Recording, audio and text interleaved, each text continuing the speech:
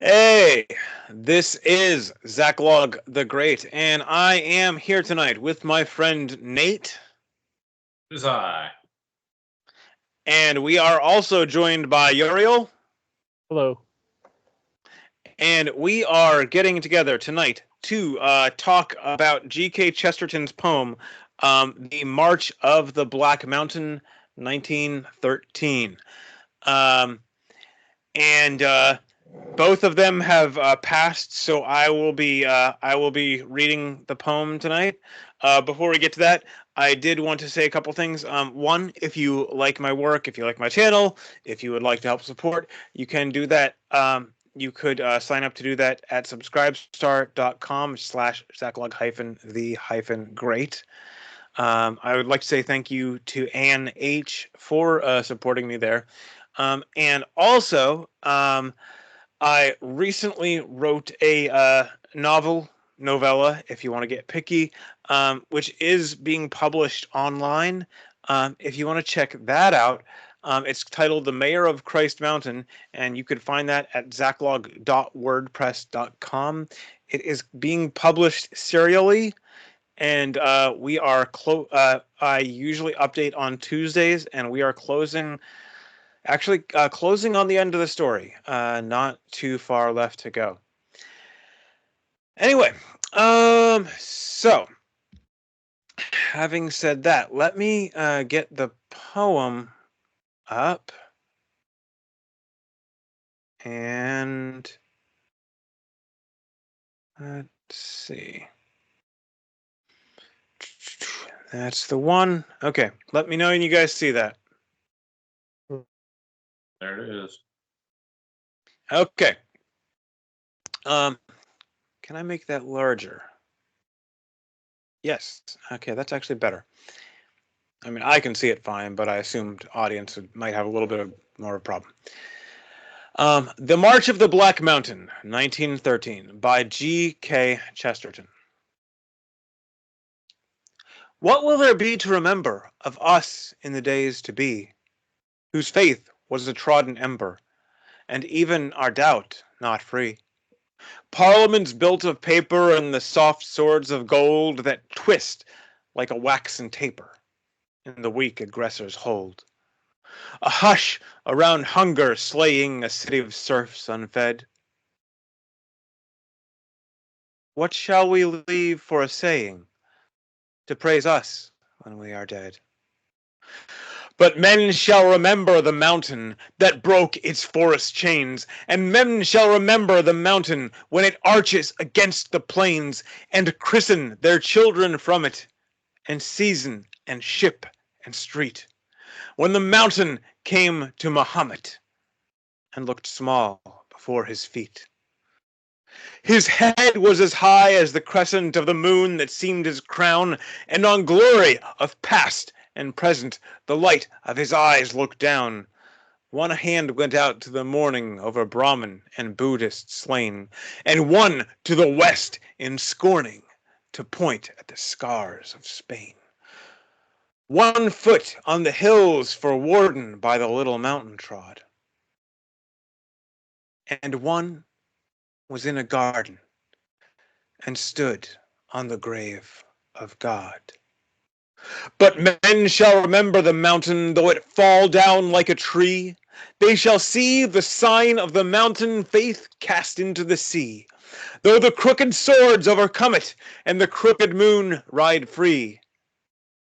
When the mountain comes to Mahomet, it has more life than he. But what will there be to remember? Or what will there be to see, though our towns through a long November abide to the end and be?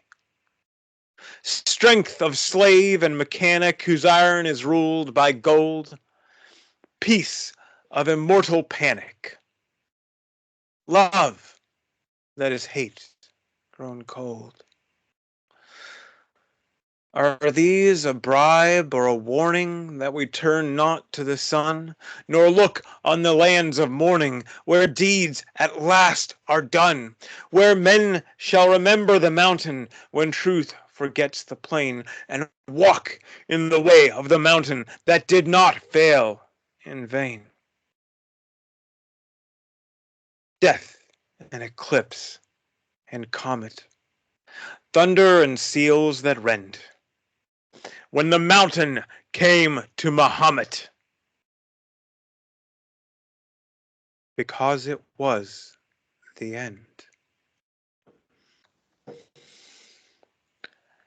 Okay. All right. Uriel, would you like to kick us off with your thoughts on this one? About the poem itself. Well, there are a bunch of different thoughts go a bunch of different places. I wish I knew more of the actual historical background, because there are lots of specific references in there that I'm sure refer to something very specific, and I would love to learn about. There were a number of things that stood out to me. I mean, this is universally applicable. It's applicable to our time. I mean, what do we think about, parliaments built of paper and the soft swords of gold, if not the rules-based world order, right? And then I really thought that the central, maybe not the central, but the most important line of this, love that is hate grown cold. We call it love just because the hate has grown cold, right? And it's not, that's just so universal. But most of all, what stood out to me here was that he wrote this in 1913. And it's both, this is a Sic Transit Gloria Mundi moment, because they routed the Ottomans, and they'd been fighting the Ottomans for a while, and they won it in the Balkan War, and then they got steamrollered. Even though they won the battle, they lost the war against Austria-Hungary just shortly after, when World War I kicked off. You can hardly blame Austria-Hungary for that either, but given what had happened in the region. But then they lost that war, and then they got bound up in Yugoslavia, and then they went under communism for how many years? And it's just so sad. So there is one thing I think perhaps we should rewind just a little bit, because okay, I found this poem when I was reading a collection of Chesterton's poems, and I really loved it because, like, parts of it, like Uriel said, sound very familiar to us today. And at the same time, like, I didn't, like, okay, I'm like, this is clearly referencing something, but I don't know who or what he's talking about. I don't know who this Black Mountain is. And so I actually contacted the Chesterton Society, and I'm like, hey, there's this poem. What is this about? What's going on here? And someone got back to me, like, a couple days later, like, pretty sure Black Mountain is Monte Negro, 1913, Balkan Wars. I'm like, oh, okay. Black Mountain, Montenegro. Yes, that makes sense. So, so for a lot of people, that reference, or that background will be necessary. This is about the nation of the nation of Montenegro, in the First Balkan War, which basically was them and several other countries in the area rebelling against the rule of the Ottoman Empire, and basically breaking free of the Ottoman Empire, and kind of destabilizing Europe in the process. So that's the background. Nate, were you about to say something? I enjoyed the description of Montenegro rocking up the Ottomans, and just the disparity there, like that Chesterton draws. It's kind of funny because you think of a mountain and you're like, really, really big. But then you think about one mountain, a mountain versus the massive empire that the Ottomans and their their Muslim forebears had. And he talks about it like, Muhammad stood with one foot, there on the hills where Montenegro is from. The other foot's in the Holy Land. One arm stretches to India, and the subcontinent. And the other arm is pointing toward the scars of Spain, which, is talking about the Moorish conquest of Spain, back a long time ago. It's like, we have held vast territories and have been wildly powerful. I mean, they tore the heart out of Christianity when, in the first century that Islam was a thing. Like, they went and captured, all the North African kingdoms that were Christian. They destroyed them and turned them into Islamic kingdoms to this day. And so, this is a vast and terrible and ancient empire that these dudes, this plucky little country is taking up arms against, against all apparent sense. And hey, look at that. They get away. They break out. Now, they're going to stick. At least at the end of the poem. We know now. Yeah, and it's also kind of funny to me because I don't know if I noticed this, if I thought about this back then. Parts of this remind me a little bit of Lepanto, because he is of Chesterton's poem Lepanto, because he is treading some of the same ground here. His head was as high as the crescent of the moon that seemed his crown, and on glory of past and present the light of his eyes looked down. And that does that a little bit reminds me of the part of Lepanto where he's describing I think there he's referred to as Mahound or Mahund, and him preparing for battle and calling up his demons. And by the way, if you're not familiar with Chesterton's Lepanto, it is excellent. I have, I think, a pretty good reading of it here on YouTube. I need to re-record it. I had it memorized, and I still mostly do. For some reason, it stuck pretty well. Yes. I should re-record that, especially since for one thing, because A, I already have it mostly memorized, and B, because I've gotten a little better with video editing since then. I can't get, or can't is a tall word, but I did not succeed at getting through that whole thing in one take. That's like 15 minutes, and doing it from memory. Like, I know the whole thing, but like at some point you stumble, you clear your throat, or you say a word wrong. So I would have to splice together a few. And anyway, I'm off track. Interesting. It could be another multi-part one, like Horatius at the Bridge. But you can tell, you can see the beginnings of that which should be more fully developed in Lepanto, right? You can see the beginnings of the imagery, which is very, very prevalent in Lepanto, and I think that he decided he really wanted to add those colors in Lepanto, the red and silver sand and the blue cracks of the ground and all that other stuff, right? In his descriptions. So that's just an interesting little.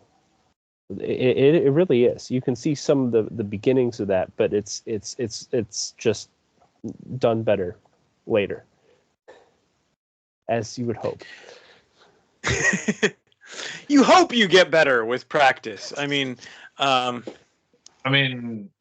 honestly, the Balkan War, the rebellion of these provinces is really just a later chapter in a story that includes the battles of Lepanto.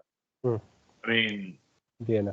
You've got Lepanto, Vienna, various wars in the Balkans against first Hunnic and then Islamic aggressors. And like Lepanto and Vienna are very important as milestones on that path because they're sort of the high watermarks. You know, they're big moments that without them would have, you know, gutted and ruined even European Christendom.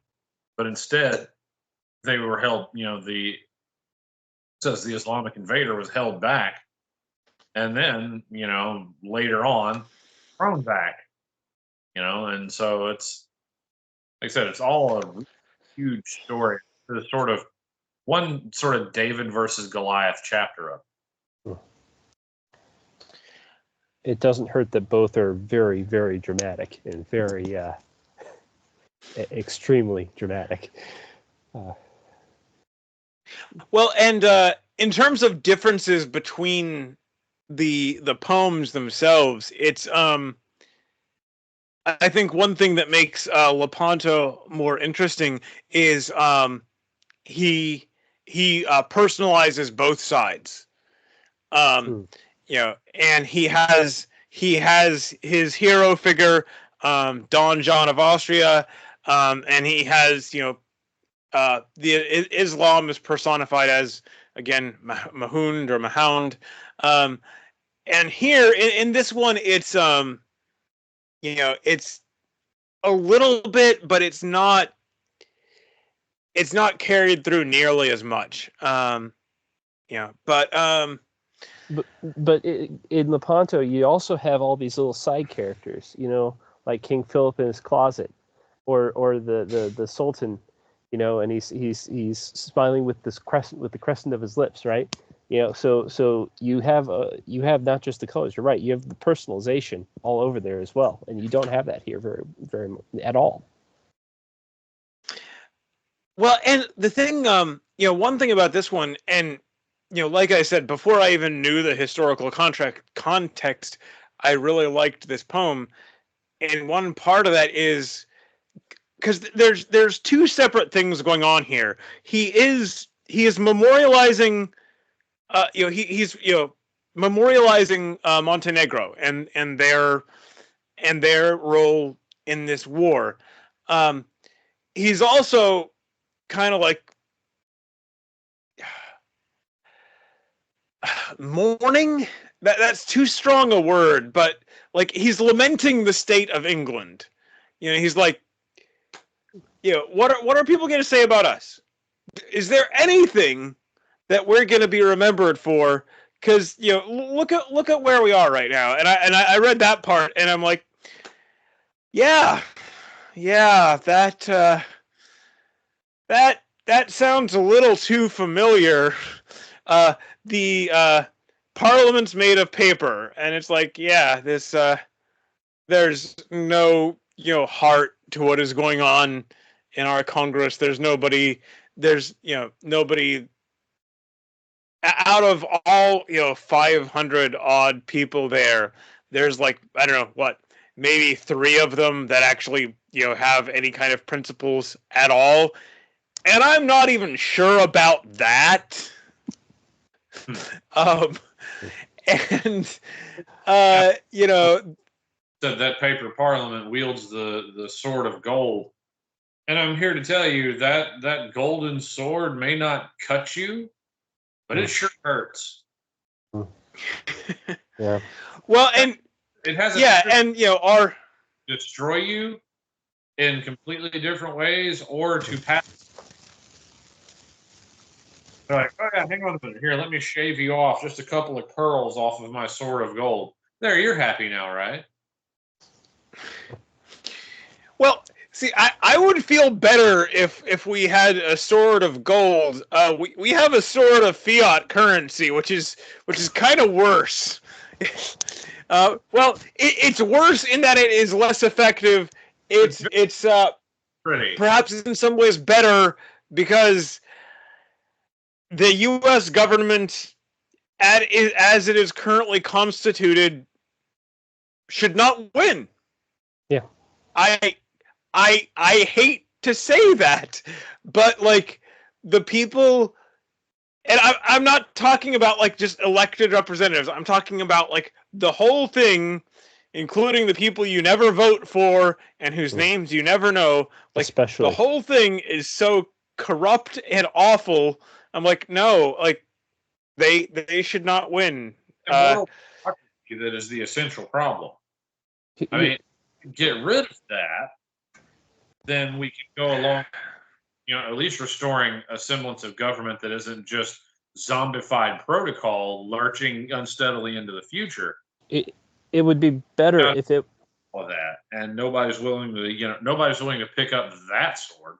It would be better if it was zombified, though. That's we can debate for a long time, and it would be a long debate about whether, because I'm not sure myself, whether the failures that we currently see in the government are baked into some or all of its base premises.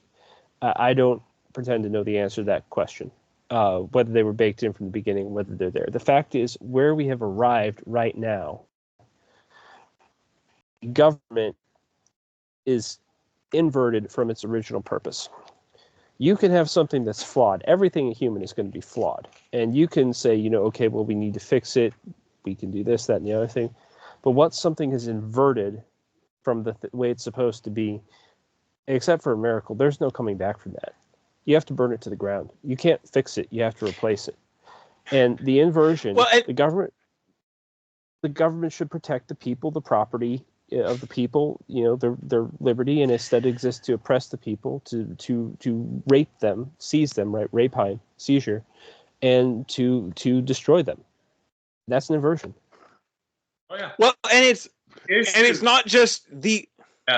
Sorry, Sean. I think the main baked-in problem we have is,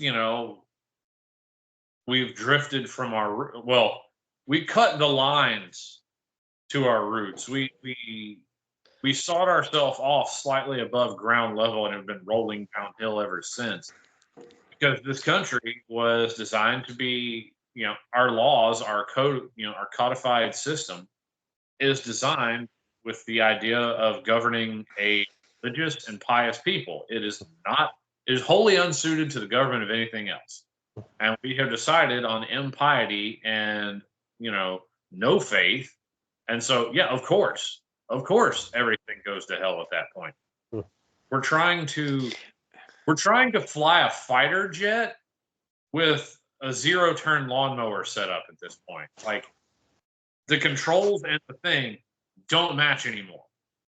And so, it's like you're saying, we can't exactly just modify it all to get it on course again, because the course is irretrievable. No, there has to be a fire here. I was thinking, though, maybe if someone stole the Declaration of Independence and I have to hear the. I'm sorry, I don't know why that came to mind, but well, there are a couple problems here. Teleprompter. There are a couple problems, fundamental problems here, and this does go back to the structural problems, and the one is the American experiment was an experiment in creating an artificial nation. That experiment failed. It did not create an artificial nation. It created an artificial empire. Is it possible to do that? I don't know. Is it moral or desirable to do that? I don't know.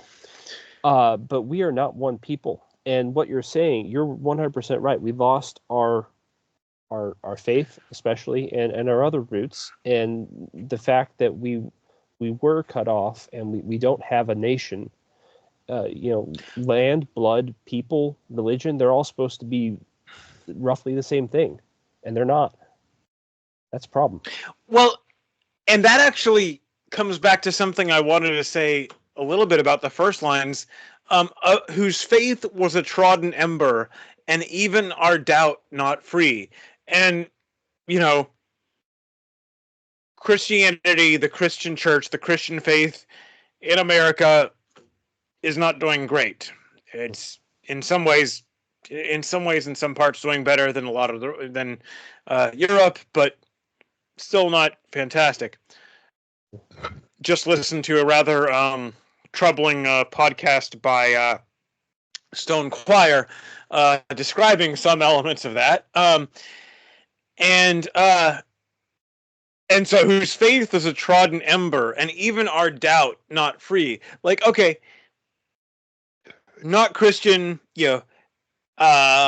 atheist or agnostic or some spiritual but not religious thing that's never very clearly defined. But like even that's not people coming to this conclusion, of their on their own. Like even our doubt is not free. That's like the work of like a lot of propaganda to like break down to break down the Christian culture, to break down the basic assumptions of a Christian society that we did have. Perfect? No, but it was there. And it's not, this isn't a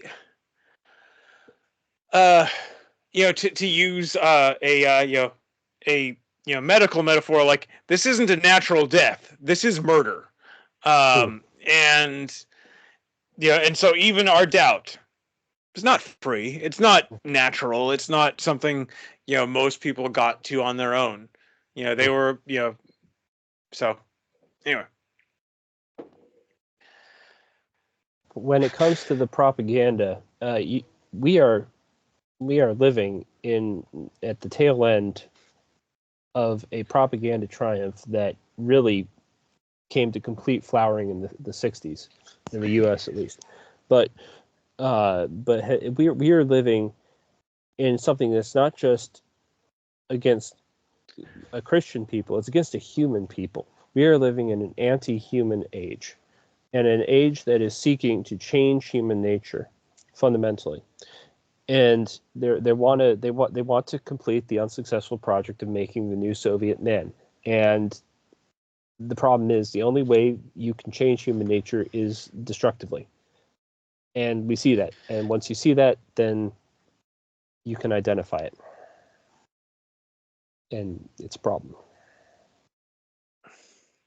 Well, yeah, and talking about the Yuval, talking about like kind of anti-human, build a new kind of person. There's good Lord, he was on with Stephen Colbert. Ugh. Anyway, I don't know which is more troubling. But there's this guy, probably, okay, yes, author, and I don't know what else he's up to, but Yuval Harari, an Israeli, author, and what's his public intellectual. Anyway, but and he talks about how I haven't like. Sorry. Public intellectual. All I hear is brain slut. I'll let it. Oh yeah, as long as it's trendy. Oh my god, public intellectual. Well, this guy, he's big in the whatchamacallit, the Klaus Schwab's folks. The World Economic Forum. Thank you, WF. But I kept on thinking who, and I'm like, that's not right. What am I thinking? I'm too tired.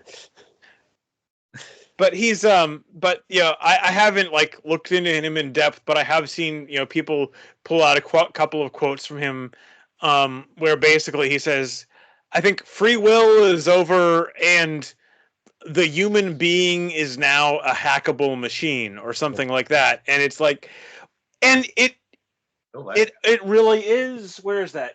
Here we go. It's more or less what this story is about. Yes. Yeah. Not that one. What you're saying is we need to find the bear that's going to eat Klaus Schwab. Well, the bear's name is Putin, but let's not get into that.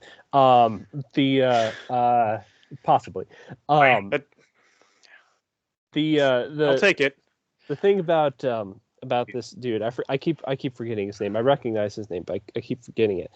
And this is a little tangent itself, but he he wrote in one of his things, this was a big thing that went out there. He said, well, anything that exists is a part of nature, therefore nothing can be unnatural, right? And you shouldn't be calling things unnatural.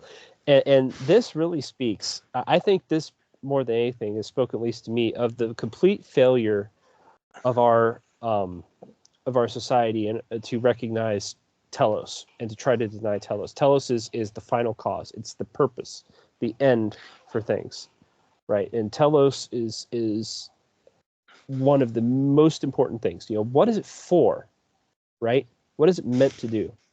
And this is what we mean when they say unnatural. It denies its final cause.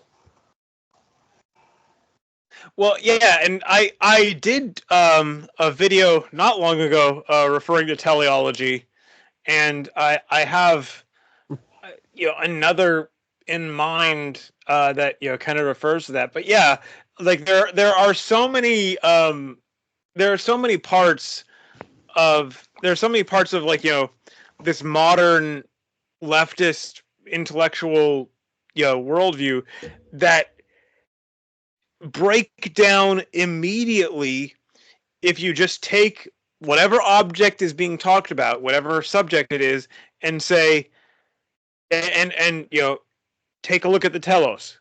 What is the purpose of this thing? What was it made for? Marriage. What is the purpose of marriage? What was marriage created for?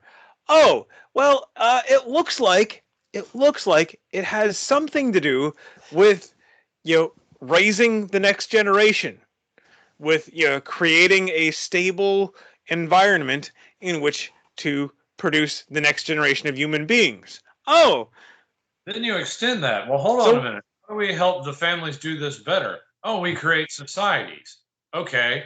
And once the society is growing, we codify it with laws and traditions, and we create civilizational structures. And those civilizational structures are all there to provide the stability we need to routinely and successfully raise children, which goes all the way and back. then Yeah. And then also, like, okay, so that's the telos. That's what looks like the purpose. That's why every society, at least every society that survived, important qualifier, has something that looks a lot like marriage. Okay? Then, what does this have to do with two men? That's nothing. No connection. Well, that's the other mania of our time, right? This goes back to freedom. What does freedom mean? And for a lot of these people, freedom doesn't mean I want to be left alone and just be able to work out my salvation in fear and trembling, right? Freedom is ultimately a war against boundaries and definitions. It's a war against, in the sense that the moderns use it, it's a war against any external force being able to say that you are something, right? You have to say you are something, not anything outside of you. So ultimately, the point of freedom is dissolution. It's to cease to exist, right? Because you are angry that you are not God that has the ultimate freedom to say, this is this and that is that. That is the ultimate logic of freedom. And you see even this recognition of some of the destructive logic of that. I can't believe I'm saying this, but in Star Wars, when you talk about the Sith, you look at the Sith code, and then they go through all this and they talk about this, and then they're like, my chains are broken, the Force shall free me. And it's like, yeah, free you from what? Free you from existence. And you see the ultimately self-defeating and self-refuting logic of this thing. But sorry, this is also a digression. But I get us back home, because what is there's we have a telos for marriage, what it's supposed to do. And you would think then that with that being the idea that stability is a great good and it's something we need to strive for, wouldn't it be unnatural to rebel in the face of overwhelming odds like Montenegro? But instead, what they did I believe, was following the purpose of mankind, which is to ultimately overthrow evil systems and create good, and to, still exercise our dominion, to be stewards of God's good world and to try and bring it back as much as we can and to build as much good in this world as we can. I believe is the purpose of mankind holistic, what we were created to do. And so to overthrow, to rebel against something like, these Islamic caliphate who are, devil worshipping heathens, who are oppressive, rapacious, just overlords is, I think, a teleologically sound occupation. And so it's interesting that, when you look at the purpose of things, so you can kind of end at some interesting conclusions. Because I think a lot of people, especially moderns, would be like, okay, well, you shouldn't be out there fighting. It's bad, people get killed. Child logic. Up. You might get your head cut off.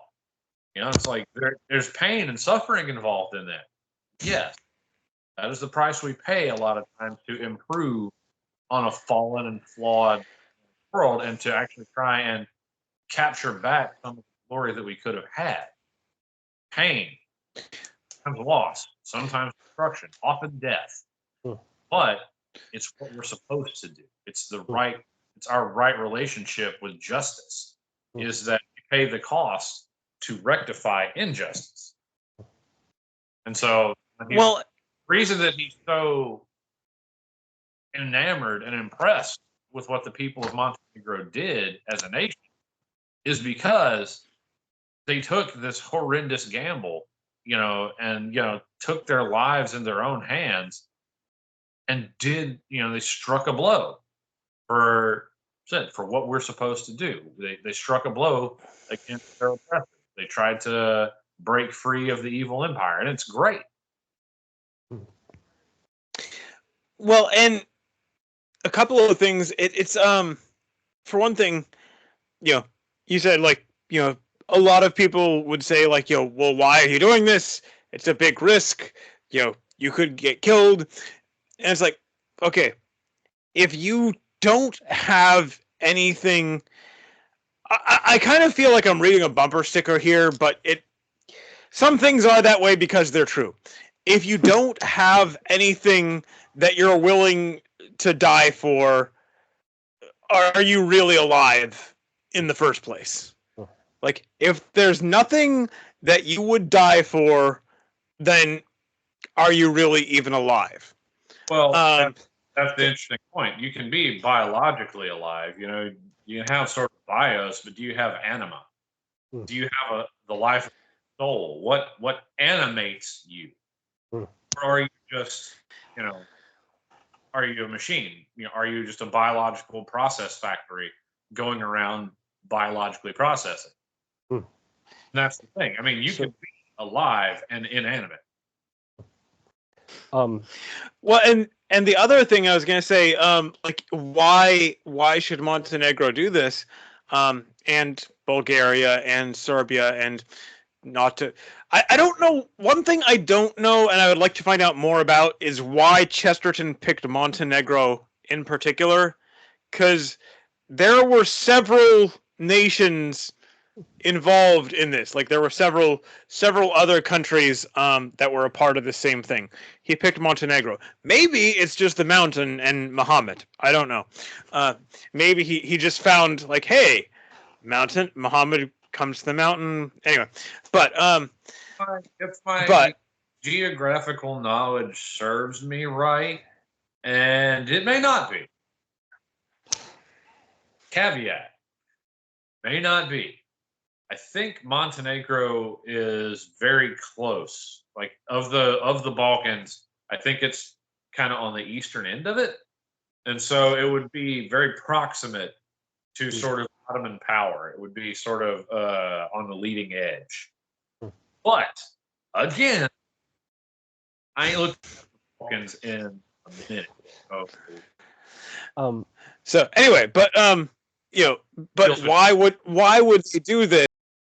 Why is this something worth doing and not just crazy? And also part of that is it's a very natural and frankly healthy impulse. You don't want to be ruled over by people who are not you, who are not like you. Not only that, by the way, that is literally a biblical curse for disobeying God. Okay? It's right in Deuteronomy chapter 28. One of the things that he says, if you don't obey me, one of the things that's going to happen to you is people who are not like you are going to rule over you, and it's going to suck. And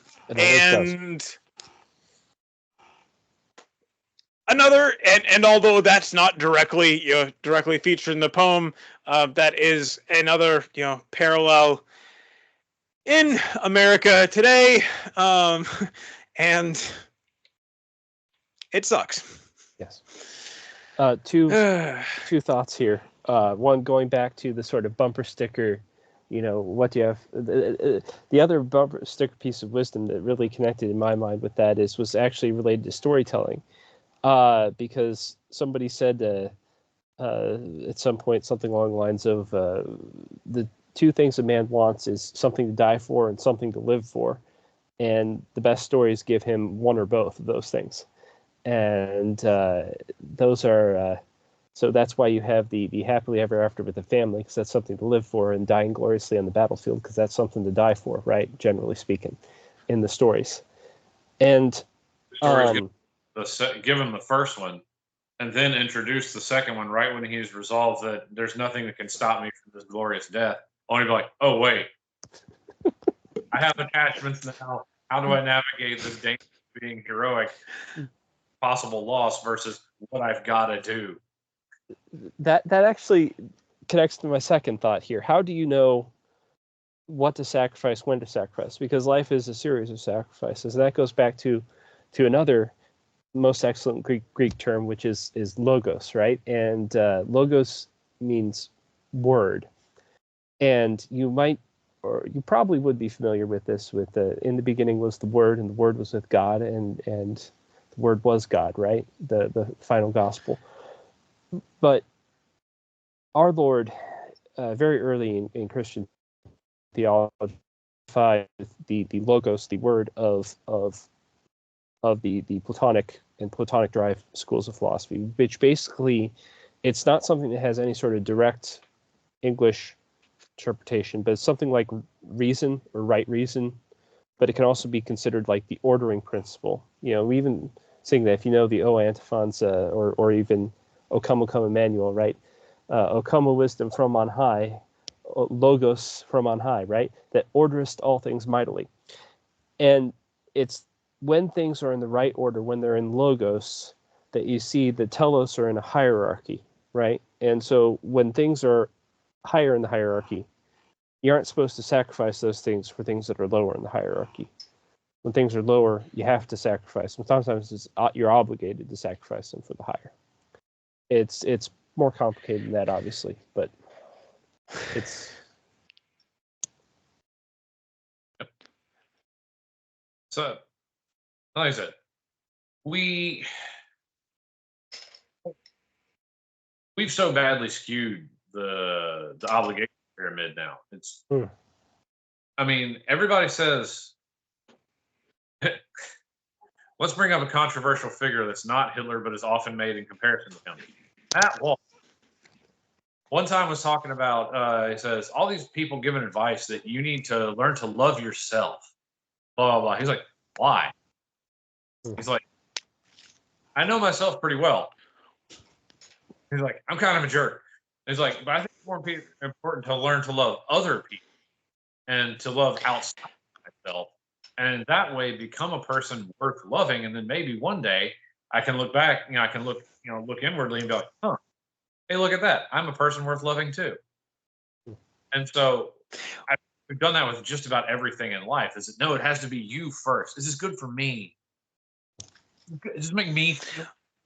Is this going to benefit me? this going to be me, turn into freaking telegraph keys? But I'm like, no. The greatest callings and the greatest things you can do in life are centered on other people. They're centered in entities, beliefs, and pursuits that are beyond me. I am a very small field in which to plant, but the world is much greater. Eternity is a vast and wonderful place to plant my seed and to do my work. Whereas me, I ain't gonna grow much of note. I can grow pretty impressive weeds, but not a lot of corn. Well, and the other thing with that is, I think that very like referencing everything from the self. I think it's both a product and a cause. Like it's I don't know which way it was first of a very atomized individualistic society. Because like part of the thing is, in a healthy society, you shouldn't have to think that way much at all, because you have a lot of like almost everyone, except people who have like severely screwed up, almost everyone is going to have a lot of other people looking out for them. And you don't have to be on the defense all the time.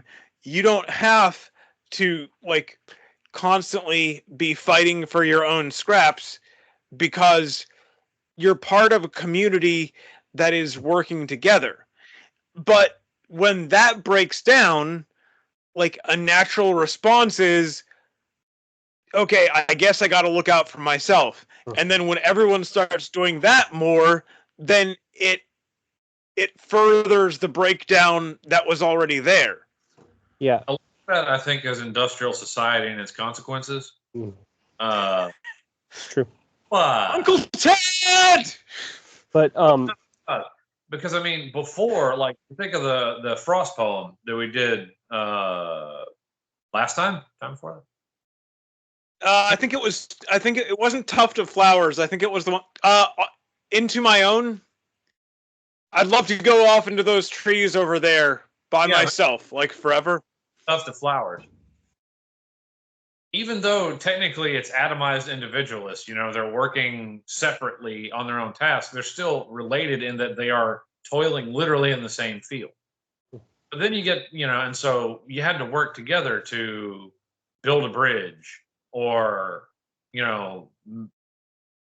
maintain walls, do things like that. Sort of the macro activities required, all these people. Once you get to industrialization, your whole job is apply widget to spindle. And it doesn't, like, you're working as a series of people, but your job requires no one else to do. Widget, spindle, widget, spindle. And whatever happens that way or that way on the line isn't your problem.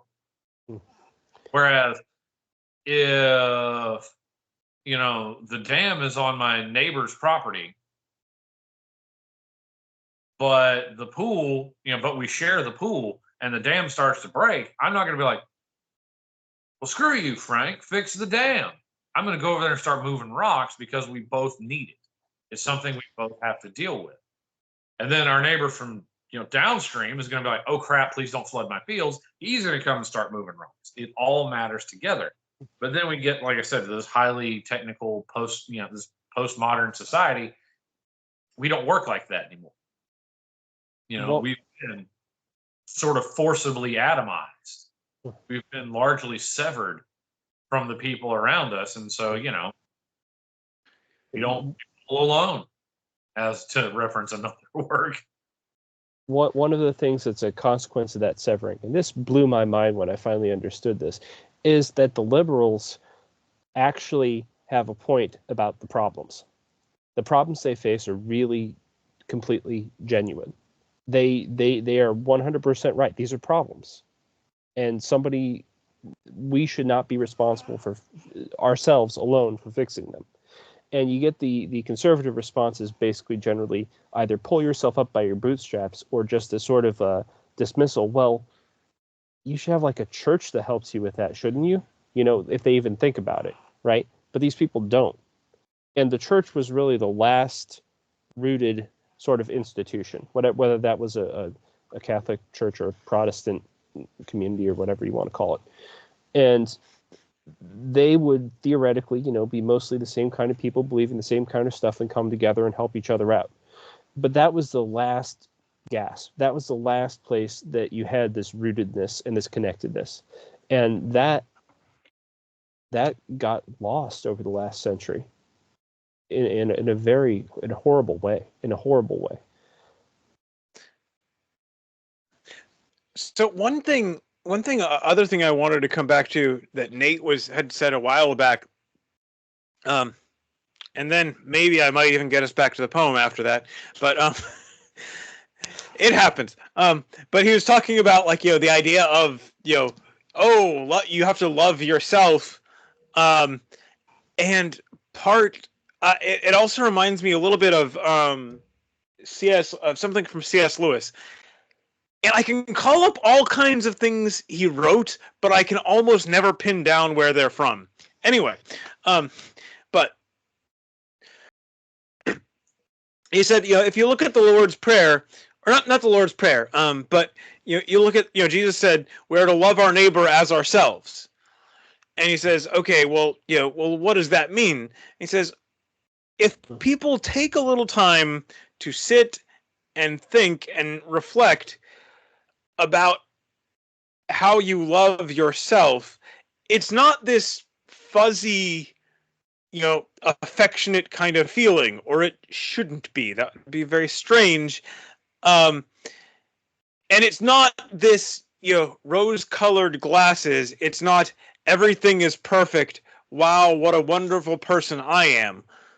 Or again, it shouldn't be. And if that is it, there's a problem. It's what he says is it's you look at what you are and you're like, okay, not perfect.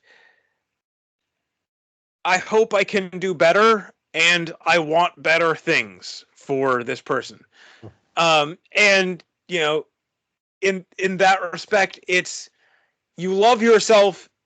Healthy love of oneself is not I am great just like I am. Healthy love of oneself is I want to be better.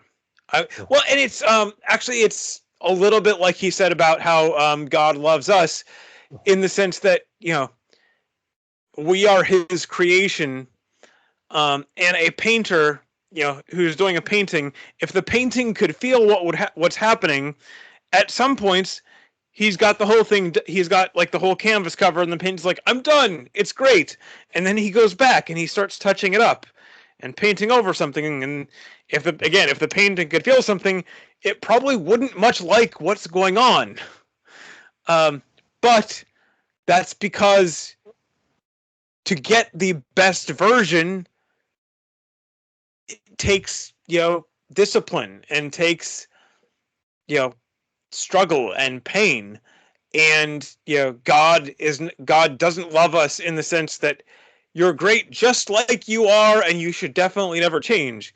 God loves us in the sense of, I want you to be the best possible version of you that you can be, and I'm going to help you with that. It's going to hurt. I'm sorry. This is deeply connected to the that's a very masculine sentiment, and this is deeply connected to the feminization and effeminacy of our society, right? And this because just doing what's right or what's best, despite how it may feel, is that's masculine, right? Whereas comforting and coddling to a certain extent, that's more feminine, right? But this goes back to one of the key spiritual problems in our society, even among professed Christians, is a refusal to embrace the cross, and a refusal to take up the cross and follow Christ as he commanded. A rejection of suffering as suffering. Suffering is nowadays considered the highest evil, even more than death. This is why we have euthanasia and all that, besides the death wish and death cult stuff that's going on. We have this because people do not want to suffer. They refuse to suffer. They refuse to even consider suffering. And if somebody suffers, it was better if they were dead or if they're never born. And that's exact conversation with a person online. Because I defend people online. The great fool. But ultimately, I know that I may never convince the person I'm talking to, but I'm hoping somebody comes along and reads it and is like, oh yeah, okay, that makes sense. Thank you for helping me codify. But and it was about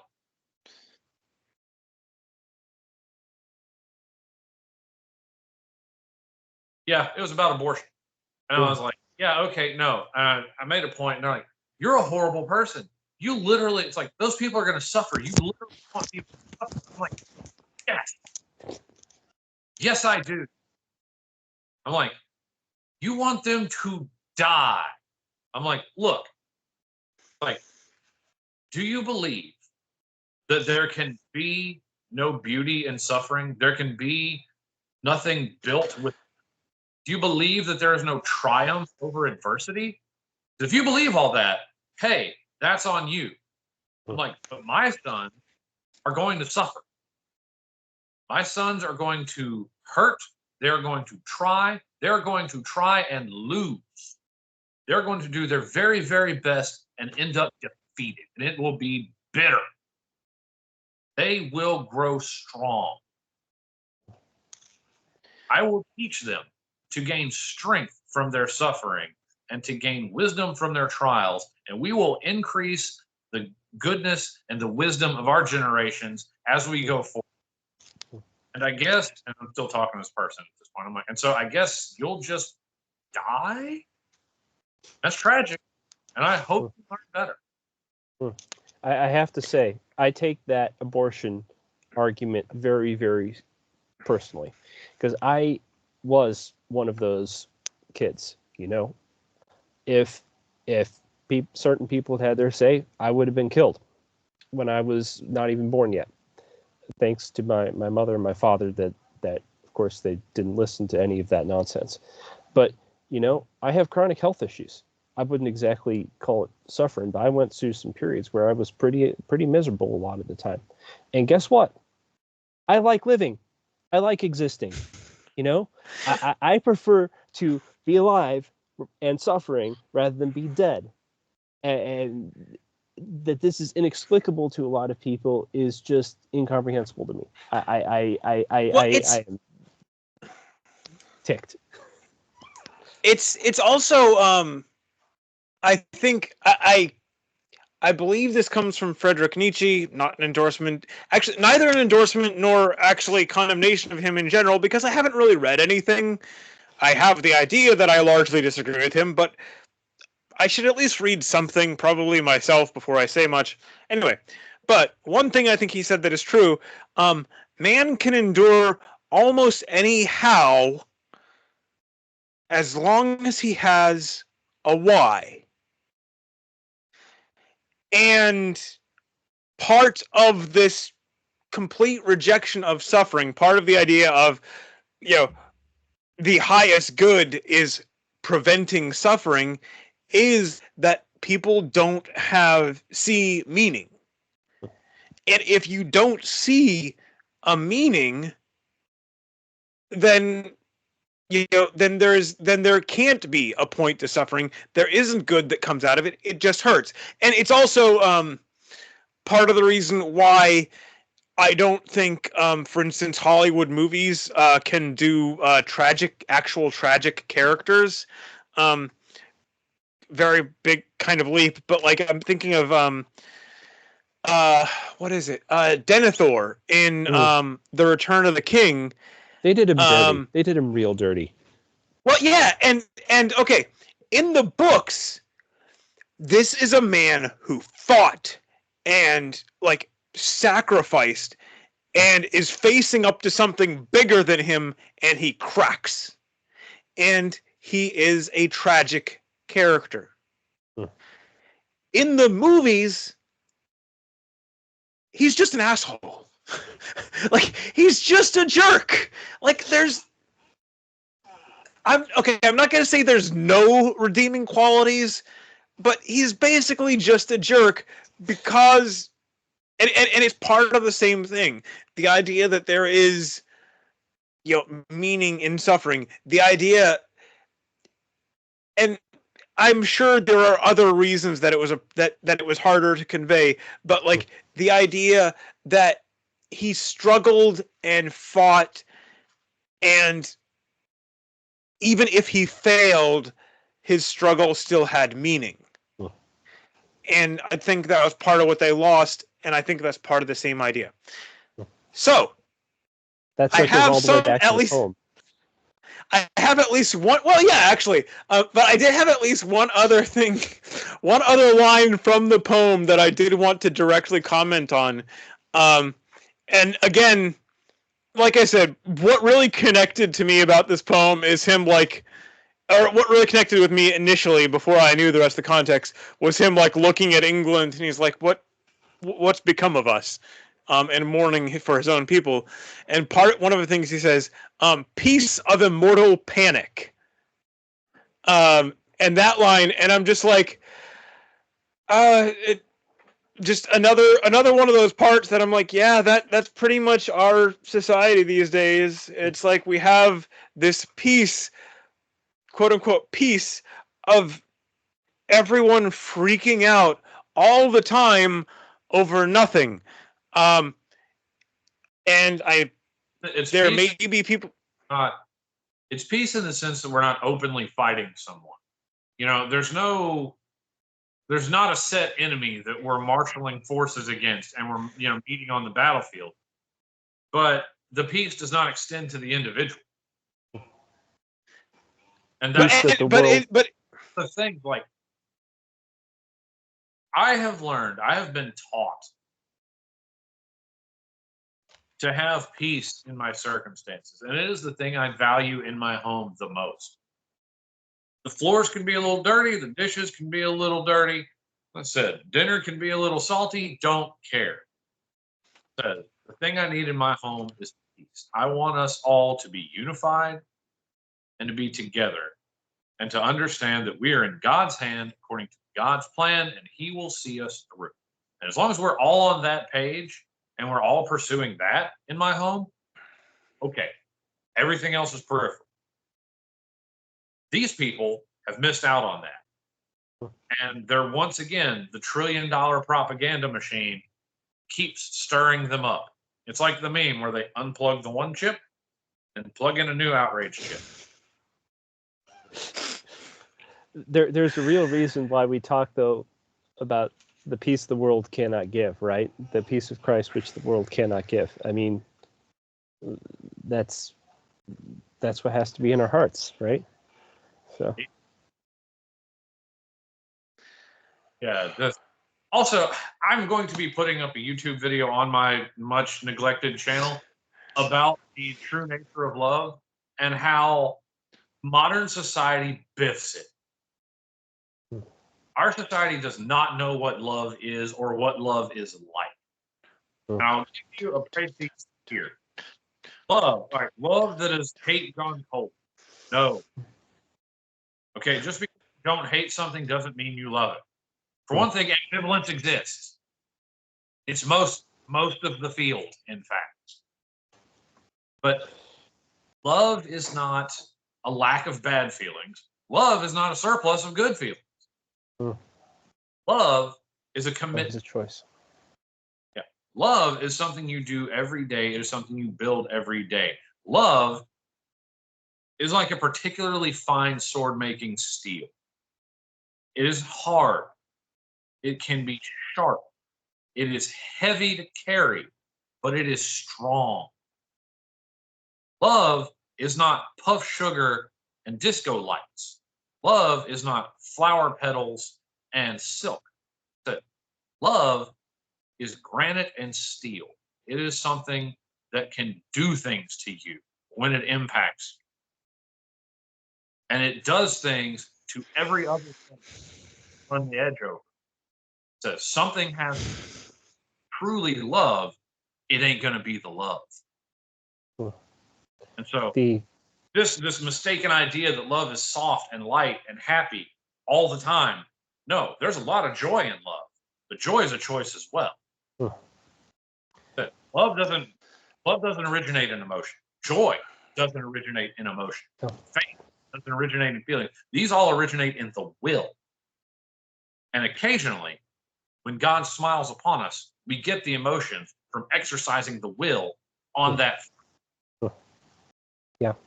There's a reason why, it's written, love is stronger than death, right? And in this world, the true name and the proof of love is sacrifice. That's what proves love. 100%. Okay. So we have been going for about an hour and 15 minutes. Nate. Sorry, what's that again? And about 20 minutes of that has actually been about the poem directly. That's okay. Nate, do you have any last thoughts about the poem tonight?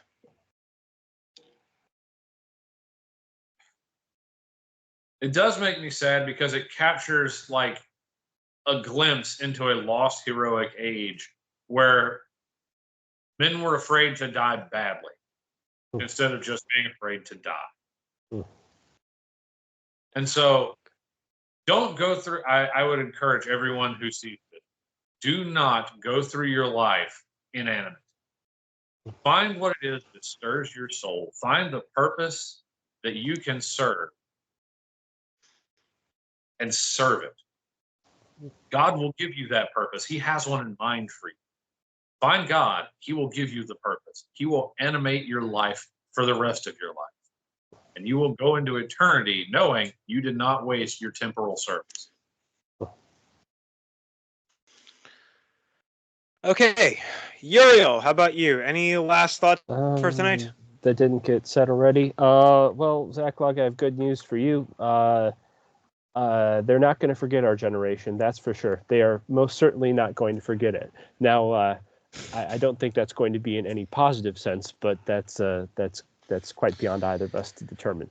Other than that, Seek Transit Gloria Mundi. This was a fascinating episode in history, and this was a great achievement. But what came of it? It's sad, but that's the way of the world. Okay. Well, I guess that is our talk for tonight. Thank you both for joining me. To the audience, I hope you enjoyed it. Thank you for sticking around, and God be with you. Also with you. With you.